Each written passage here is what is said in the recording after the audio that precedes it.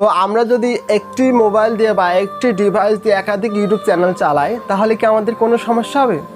না, আমাদের কোনো প্রকার সমস্যা হবে না। কারণ ইউটিউব পলিসির মধ্যে এমন কোনো কথা বলা নাই যে আপনি যদি একটা ডিভাইস দিয়ে বা একটি মোবাইল দিয়ে একাধিক ইউটিউব চ্যানেল চালান তাহলে আপনার অন্য ইউটিউব চ্যানেলগুলোর মধ্যে সমস্যা হবে, এমন কোনো পলিসি নেই।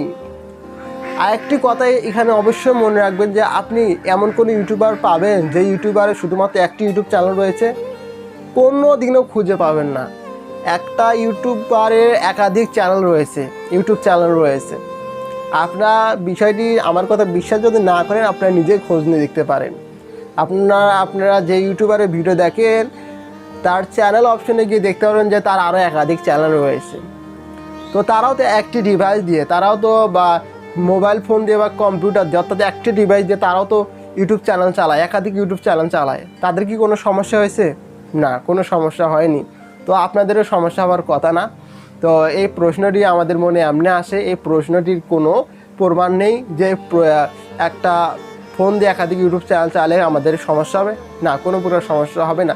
কিন্তু এখানে একটি অসুবিধার কথা হলো, যদি আমরা একটা মোবাইল দিয়ে বা একটা ডিভাইস দিয়ে আমরা একাধিক ইউটিউব চ্যানেল চালাই তাহলে হবেটা কি, যদি আমাদের একটা ইউটিউব চ্যানেল হ্যাক হয়ে যায় তাহলে আমাদের সব কটা ইউটিউব চ্যানেল হ্যাক হয়ে যাবে।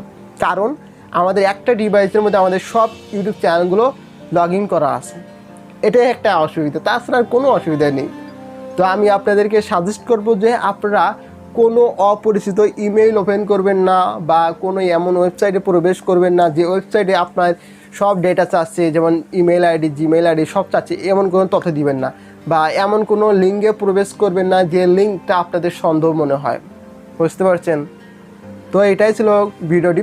তো বুঝতে পারছেন আশা করি কথাটি। বুঝতে পারলে ভালো, না বুঝতে পারলে আরেকবার দেখেন, দেখলে বুঝতে পারবেন। তো ভালো থাকেন, সুস্থ থাকেন। আসসালামু আলাইকুম।